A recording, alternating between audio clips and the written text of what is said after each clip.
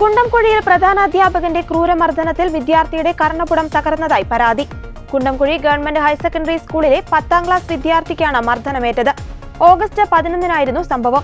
School അസംബ്ലിക്കിടെ വികൃതി കാണിച്ചെന്ന് ആരോപിച്ചാണ് മർദ്ദനം. മറ്റു വിദ്യാർത്ഥികൾക്കൊപ്പം നിന്ന കുട്ടിയുടെ മുഖത്തടിക്കുകയും കുട്ടിയുടെ വലതു ചെവിയിൽ പിടിച്ച് പൊക്കുകയുമായിരുന്നുവെന്ന് മാതാപിതാക്കൾ പറഞ്ഞു. വിദ്യാർത്ഥിയെ ബേഡകം താലൂക്ക് ആശുപത്രിയിൽ എത്തിച്ചപ്പോൾ ഡോക്ടർമാർ വിദഗ്ധ ചികിത്സ നിർദ്ദേശിച്ചു. തുടർന്ന് കാസർകോട്ടെ സ്വകാര്യ ആശുപത്രിയിൽ എത്തിച്ച് നടത്തിയ പരിശോധനയിൽ വലതു ചെവിക്ക് കേൾവിക്കുറവുണ്ടെന്നും കർണപുടം പൊട്ടിയെന്നും കണ്ടെത്തി. കുട്ടിയെ ശസ്ത്രക്രിയയ്ക്ക് വിധേയമാക്കണമെന്നാണ് ഡോക്ടർമാരുടെ നിർദ്ദേശം. പ്രധാനാധ്യാപകനെതിരെ പരാതി നൽകാനൊരുങ്ങുകയാണ് മാതാപിതാക്കൾ. അതേസമയം പ്രധാനാധ്യാപകന്റെ മർദ്ദനത്തിൽ കുട്ടിയുടെ കർണപുടം തകർന്ന സംഭവത്തിൽ അന്വേഷണത്തിന് ഉത്തരവിട്ട് മന്ത്രി വി ശിവൻകുട്ടി.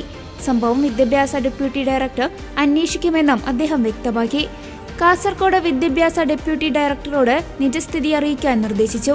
കുട്ടികളെ ഉപദ്രവിക്കുന്ന നില ഉണ്ടാവരുതെന്നും അദ്ദേഹം കൂട്ടിച്ചേർത്തു. ചെറിയ ചെറിയ പ്രശ്നങ്ങളൊക്കെ എല്ലാ സ്കൂളുകളിലും ഉണ്ടാവും. അധ്യാപകരെ അങ്ങനെ ശത്രുക്കളായി നമ്മൾ കാണേണ്ട കാര്യമൊന്നുമില്ല. അപ്പം അത്തരം എല്ലാ പ്രശ്നങ്ങളും ഒരു വലിയ വിവാദ പ്രശ്നങ്ങളാക്കി മാറ്റുന്നത് നമ്മുടെ പൊതുവിദ്യാഭ്യാസത്തിൻ്റെ വളർച്ചയ്ക്ക് അത്ര ഗുണമല്ല. എന്നാൽ അധ്യാപകർ ശ്രദ്ധിക്കേണ്ടതായിട്ടുണ്ട്. ശിക്ഷ അർഹിക്കുന്ന കുറ്റം ചെയ്ത കുട്ടികളുണ്ടെങ്കിൽ അതിൻ്റെ ഒരു നിയമം നോക്കി മാത്രമേ കാര്യങ്ങൾ ചെയ്യാൻ വേണ്ടി പാടുള്ളൂ. ഒരു കാരണവശാലും കുട്ടികളെ ഉപദ്രവിക്കുന്ന നില ഉണ്ടാകാൻ പാടില്ല. ബാക്കി എന്തെല്ലാം നടപടികൾ നമുക്ക് സ്വീകരിക്കാൻ വേണ്ടി കഴിയും.